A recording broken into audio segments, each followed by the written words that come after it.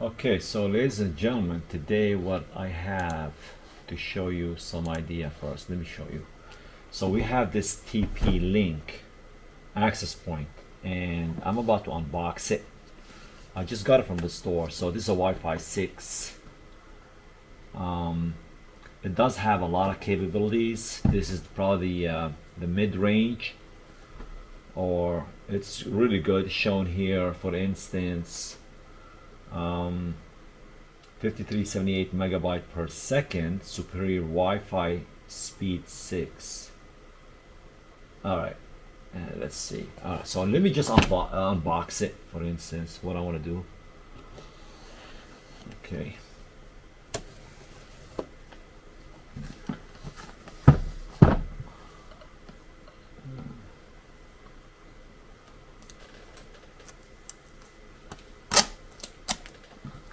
Remove all that plastic cover.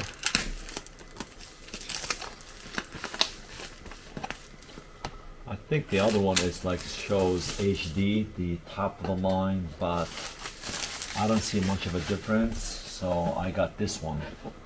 So again, this is the TP-Link 5400, as you can see, because I got different cameras pointing. So let's do it. And here it shows on the back of the box, for home or office and all that good features. Obviously you could find it also on the website as well. Okay, so right now I'm gonna just open it, which is right here. You move this thing slowly, and we'll open it, and here we go. This is a ceiling access point. In other words, we have to set it up on top of the ceiling. That's the best. And I believe also it comes with, let me see here on the side, it does tell me it comes with power adapter, ceiling wall mount kits, and this is the access point, which is AX5400 AP. Okay, so let's open it, and here we are. It's like nicely wrapped. Ta-da! And let's put this on the side for now. Move this one away. I'm just gonna put it right here. And obviously it gives you a little bit, couple things. This is general public license, no one reads it. This is the a simple, like if you want to learn or you want to know how to do a couple things. Small information, solution. Okay, so I'm gonna do that, and then this one here, this is also quick installation. I mean, the quick installation is to really how to put it in the ceiling, and probably I will show you, or I will make a different video how to put it. This one will be replacing an existing access point.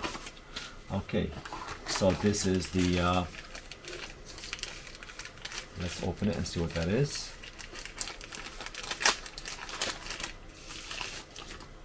Okay, so it gives you the option if you want to power through AC. That I'm not going to do that. That beats the purpose. You see it? I'm not going to do that. I'm going to use a power over Ethernet. That's the whole point. And it seems to be here. In here, let's see it. And this one is probably the bracket. Let's take a look.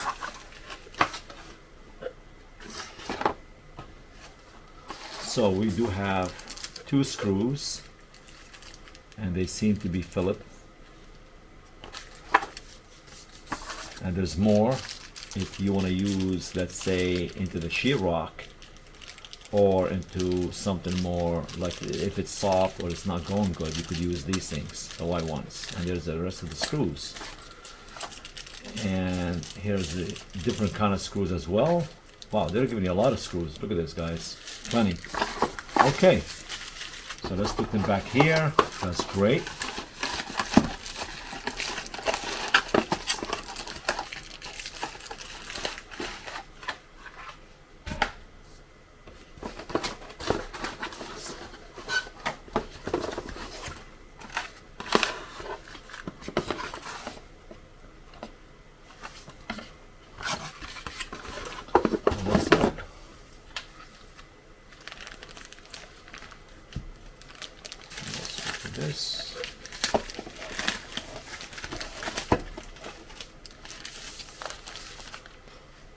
Now you could see right here,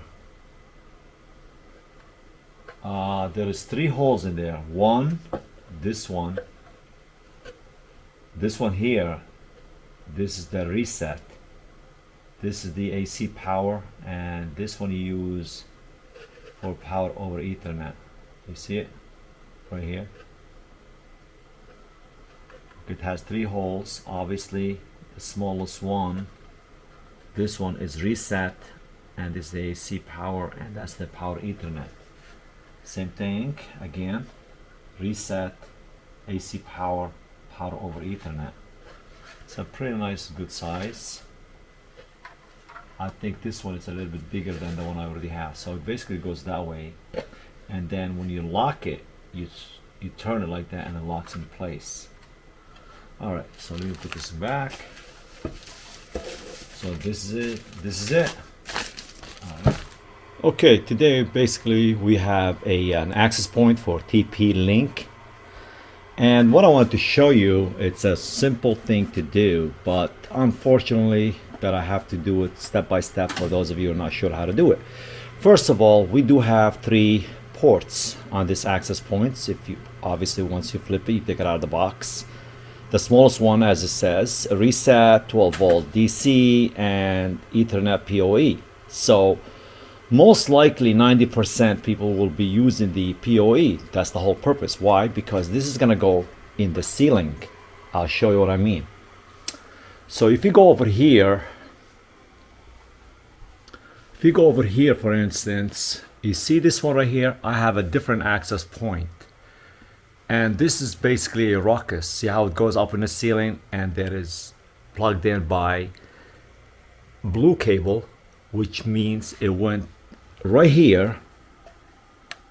Let me see if I can get the camera correctly. Yeah, it went into the PoE port on the access point, similar to that access point which is up already in my home. And this one is basically a ruckus, different kind of brand, but the same method. Okay, once it's being plugged in, and it's usually, you could be able to power up by a couple of ways. Most likely it is by a PoE, but let me just show you what I mean by that. Now if you have a PoE switch, a PoE means power over Ethernet, means you do not need to have an AC cord. So this one, for instance, I already labeled it, as you guys can see, it says PoE switch, and which means you could just plug it into any ports and it will power up. Now if you don't have a PoE switch like that one, like a high-tech or a little bit more expensive, you could have a little bit cheaper one. And this one also, it says a PoE switch. You have to make sure it says PoE, power over Ethernet. And in this particular one, it's an 8 port. Sometimes even the switch could be only up to 4 and the rest the regular. There's another way also, you could have a PoE adapter. You see this thing? So if in case you don't want to have a switch or it's expensive, and the way to do it, I plugged in different kind of cabling, so to give you an idea how to do it. And this one is labeled PoE, and then is LAN. The reason with the PoE adapter it's different from the switch is because the PoE, it powers up the device, where the LAN, you plug it into a regular switch and it would start transmitting data as well as you could be able to see it. So this is how it's being done. So the LAN goes into what it's called either your router or your switch, and the PoE, it goes into right here into your access point. Okay, all right, so there's all different kind. Your best bet to make sure which one works, the same thing. See how this one, that's also, it's called a PoE adapter. It's a smaller PoE switch. And if you have a home network or business, it's a PoE switch, would be something like this, where I have different all connected. So you can see all these, my cameras are all PoE in order for me to see my cameras at home. You see how it is? And obviously I got the rest of the I like to label everything that will help you out. So don't be confused, all switches are not the same. So anyway, so let's move on just to give you an idea, and that's what I did. I just want to show you. So right now I'm gonna take this access point and I'm gonna plug it in into this cable. This cable is actually, it's already plugged in into the PoE switch, which I already explained it to you earlier.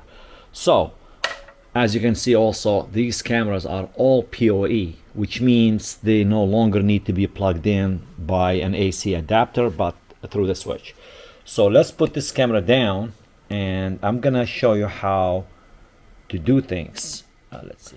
So now what I want to do is I will connect this thing, obviously this cable, to the access point, which is the PoE.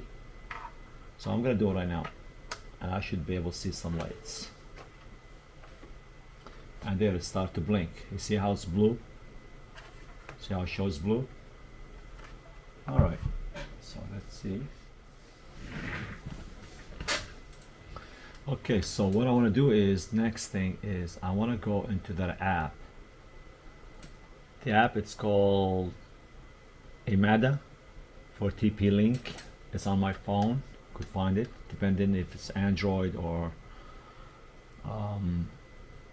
depending on your phone carrier or service, I should say. So now I'm going to click on that. I'm going to go into settings, making sure, which is fine. Then I'm going to go Omada. I'm going to say yes, I'm already given the network, support by Omada, blah blah blah. Okay, just scroll over. I'm going to say start, log in, and I'm going to say sign up. Okay, so I'm going to just name anything I'm going to put in, and obviously I'm going to give it whatever password that I know best to keep in mind. So basically I'm just going along with the information that is requires of me to start or to create what is called TP-Link. Alright, so here we go. I almost said my password, which I don't want to say that. Alright, here we go. Activated, blah blah blah. Okay, so now it's telling me you're not activated till you check your email, making sure it's you. I'm like, okay. So now I'm going to and it's asking me TP-Link activation required. So I'm going to my phone, I'm verify and click to finish registration, which I did, and now it's telling me activation succeeded. Da da da. All right, so go back to this one, activated. Now I'm gonna put my password again. I mean, it's a process, and which is okay, but somebody gotta do it. All right.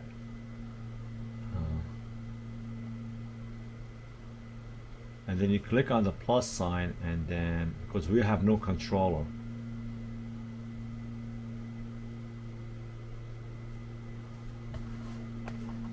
so I activate my camera,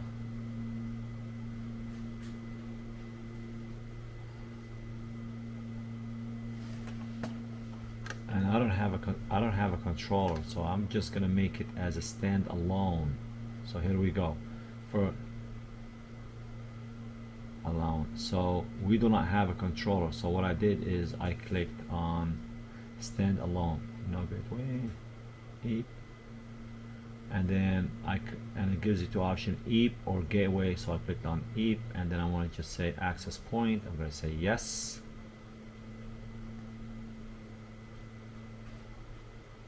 and then asking me for a password again. So set up a username and a password. Username. Okay, so I'm going to click username.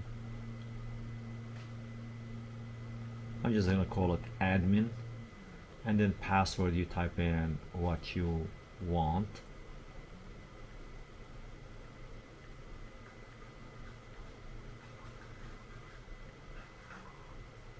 And accept the terms and the use, say yes. And let's say now it's asking me for wireless basic settings, and I'm just going along with it. I'm just gonna call it let's see, Homedel, H-O, Homedel, and the password is gonna be Century.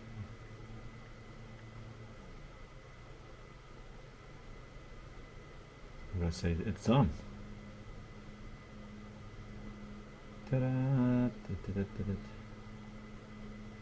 So I click next. Applying settings. So I just did it on my phone, because you could download this app on your phone and then it's a lot easier. And it's now saying applying settings. I don't know if you can see that. It says applying settings, which means it's gonna take effect. It's still showing me a blue, so you just have to wait. All right. Okay. So far so good. And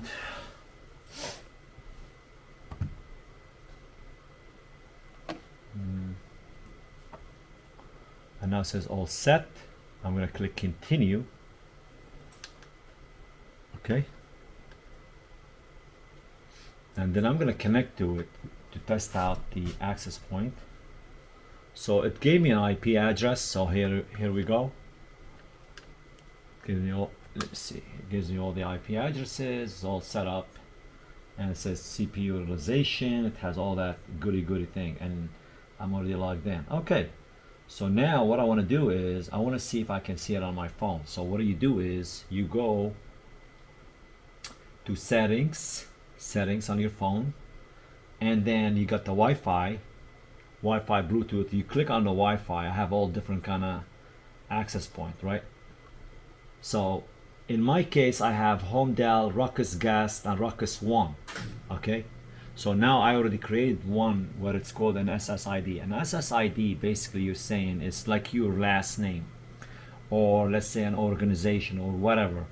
And what happens is basically when you name something, is that's how you want to connect to that site or that device. So I called it Homedel. So now you remember earlier I showed you that I had another access point at home, and it's called Ruckus, I called it. So I'm connected to Ruckus, right? So now I am gonna switch from Ruckus to Homedel. So I'm gonna click Homedel, and it's gonna try to connect to it. Obviously it's gonna ask me now, let me see. And now there we go, I'm already connected to it. And I already have the password and everything. So now I want to test out the access point to see how it is. There is an app that you could download, for instance, that is called speedtest.org or net, I believe. So I want to test out the speed to it to see how it's working. See it? Alright. And now it's going. It's showing me about 91, 92, blah blah blah, and all that kind of stuff. And if your internet speed, let's say 400 meg or 1 gig whatsoever, and if it's showing you only up to like 93, 100 meg basically, it's not your access point, it is where it's connected to. For instance, remember earlier I showed you it's connected to a switch or power over Ethernet. Most likely if it's a switch, it may have only up to that kind of devices, or up to that speed I should say, which means you may want to upgrade your PoE switch or anything like that. Otherwise you may want to connect it directly to your modem or your router. Just make sure the port is 1 gig or more, because I think this one it could handle 2.5 gig. Alright, let me go back to it, and it's telling me download 88 and upload 93. Alright, so that's about it. So now what I want to do is I want to go back earlier. I want to show you another thing. So it's so I want to show you how I could connect to the switch through the Wi-Fi, I mean the URL. So what we're going to do is I'm going to type in the IP address, which is 192.168. Now remember, this has been given to me by the DHCP. In other words, I did not select it as a static, which I will show you how to do that, but let's just do one thing at a time. So 1.239, I'm gonna put enter. 192, 168, let's see, is it 239? Yes, 239. Okay, if it's not finding it, I'm gonna go here, advanced IP scanner, and I'm gonna click scan.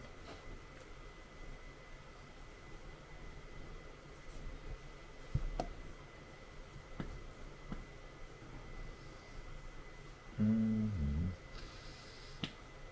239, 255, okay.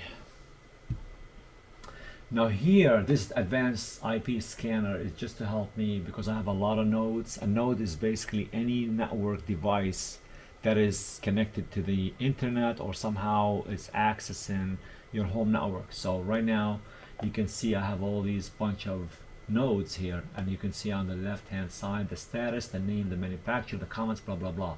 So the status is blue, it means it's up and working or connected, where the grade one it's not, or somehow either disconnected or not connected. So I know I am looking for 239.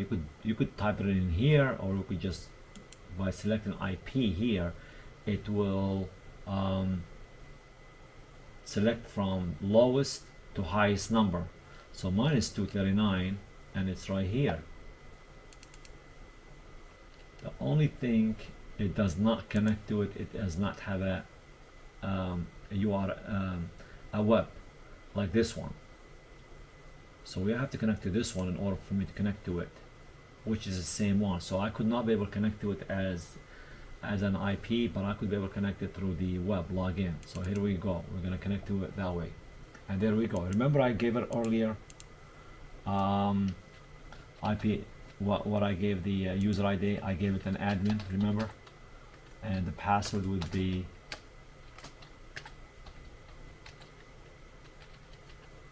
which I already know. Let's try again.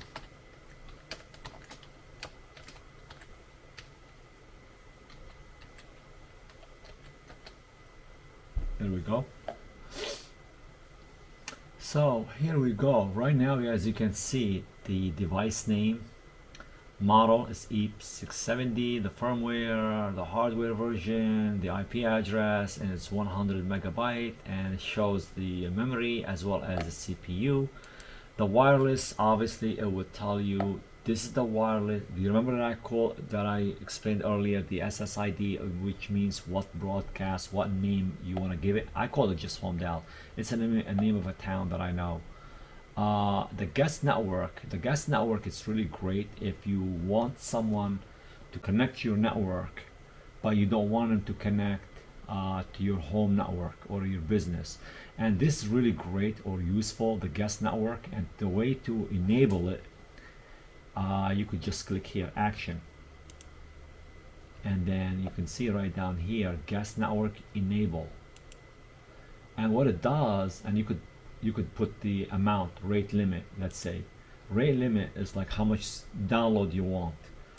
And the reason is that, let's say you want them just to check out just email and nothing else, no YouTube and no social media whatsoever. You could make a couple of these things, but just make it simple, enable guest network. And one of the reason is many people, they enable guest network. Make a short story to you guys. If you do not allow guest network and you let them into your regular home network, and I happen to come into your home, let's say, or someone else, and download things that they shouldn't be downloading, or checking out things they shouldn't be checking out. They could be downloading viruses, or they could be downloading or checking out things they shouldn't be checking out.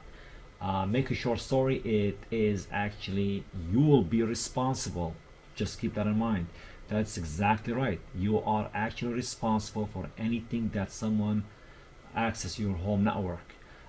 So if they shouldn't be checking out something and someone took you to court, let's say, you are actually responsible because you gave them that user ID and a password, you allowed that. But if you guessed, then that's a different story. Okay, management. And there is the thing that I was telling you a few minutes ago. If you want to change it to dynamic means that your router, it gives out the IP addresses the way it should be. But in my case, I want to make it a static, because I believe I have a this access point is going to be replaced in someone else's place, and I need to put that IP address where it's supposed to be. And now I'm gonna just find it. I'm gonna show you how it's being done. Okay, it's 197. So to do it, let's change it. We're gonna click status, right? Here we're gonna keep everything as is. So I'm gonna call 1 and dot 197. Yep. And here the gateway, it's really easy, 192.168.1.1. And the DNS you could just make it 8.8.8.8, which is Google. And this one we're gonna make it 4.4.2.2. That's fine, optional, you really don't need to. So I'm gonna say okay, saved it. Now once you save it, it's gonna log me out, so I'm gonna call an admin again and type in my password.